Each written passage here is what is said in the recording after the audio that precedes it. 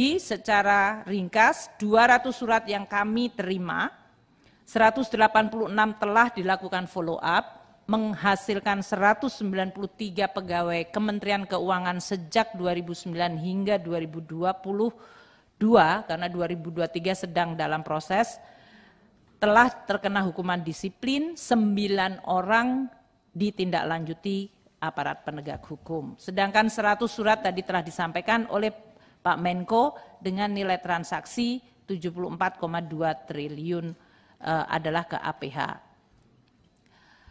Kami akan menyampaikan persamaan dari data Pak Menko dengan kami, namun perbedaan presentasinya. Itu yang tadi disampaikan presentasi. Surat PPATK ke Kemenku yang nilai transaksinya 349 triliun, yang terdiri dari 300 surat, nomor surat saja ya Bapak ya, karena surat-suratnya tidak ada, yang 200 sudah kita terima. Ini terdiri dari 253 triliun yang ada di dalam 65 surat, ini adalah mengenai data perusahaan dan korporasi.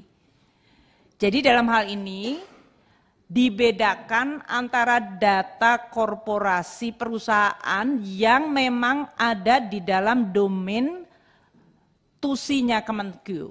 Bea Cukai dalam hal ini menyangkut seluruh kegiatan dari perusahaan, entah itu menyangkut cukai atau bea masuk, bea keluar, pajak ekspor, semuanya.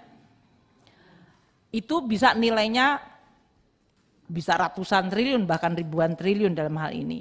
Pajak yang menyangkut seluruh penerimaan pajak, PPh 21, 22, 23, 25, 26, 29, PPN, semuanya itu adalah yang disebut objek dari tugas dan fungsi Kementerian Keuangan. Nah, di sini PPATK mengidentifikasi ada kegiatan perusahaan sebesar 253 triliun yang dituangkan dalam 65 surat mengenai kegiatan perusahaan itu, yang dalam hal ini Kementerian Keuangan diminta untuk melihat kemungkinan terjadinya tindak pidana pencucian uang. Jadi isinya debit, kredit, dan seluruh transaksi operasional perusahaan korporasi. Termasuk dalam hal ini adalah 189 triliun yang disebutkan secara khusus. Untuk 65 surat ini, yang kalau disebutkan ada nama pegawai Kemenku, kami kemudian juga melakukan penyelidikan di dalam Kementerian Keuangan sendiri. Saat ini kita terus melakukan dan akan terus melakukan, apalagi kalau ada data tambahan. Kami memulai dulu dari yang 3,3 triliun yang kami sampaikan di Komisi 11 versus 35 triliun yang disampaikan oleh Pak Menko di ruangan ini. Kita lihat di dalam pie chart warna abu-abu. Yang abu-abu ini 22 triliun. Itu yang kami sampaikan di Komisi 11. Ini adalah dari 135 surat PPATK yang menyebutkan nama pegawai Kementerian Keuangan. Kami pilah ternyata dari 22 triliun 135 surat, 3,3 triliun itu menyangkut pegawai Kemenku. Namun itu adalah persepsi publik dianggapnya korupsi. Itu adalah informasi transaksi debit kredit dari para pegawai yang diidentifikasikan di sini, termasuk masuk penghasilan resmi, transaksi dengan keluarga, jual beli harta, rumah dalam hal ini dalam kurun waktu 2009 sampai dengan 2023, dan mereka telah ditindaklanjuti. Ini terutama oleh Inspektorat Jenderal karena menyangkut pegawai Kementerian Keuangan.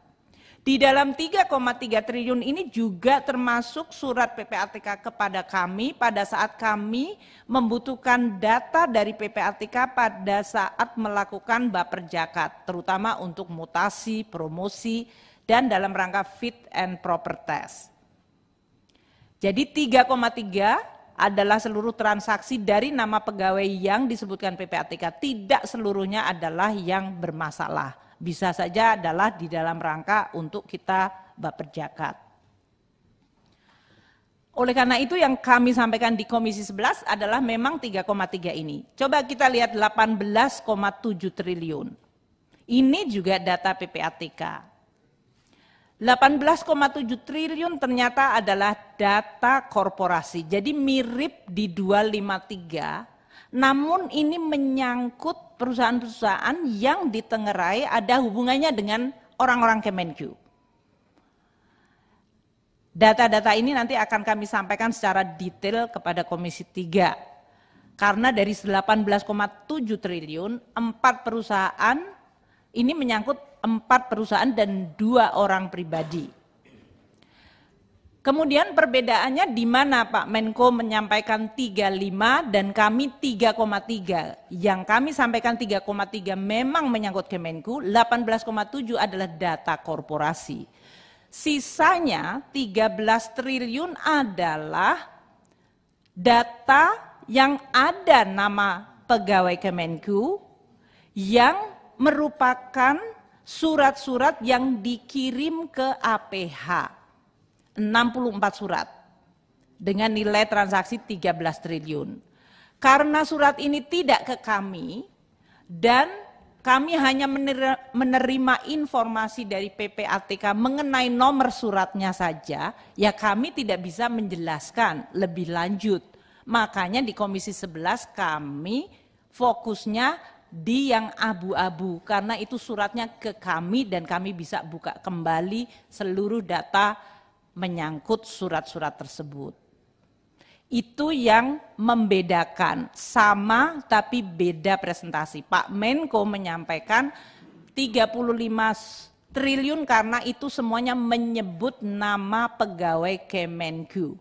22 triliun yang ditujukan ke kita, 13 triliun di APH. Yang tadi sebetulnya summary-nya sudah saya sampaikan pada tabel. Kami akan memulai lagi nanti dengan menjelaskan lebih detail. Terima kasih sudah nonton. Jangan lupa like, subscribe, dan share ya.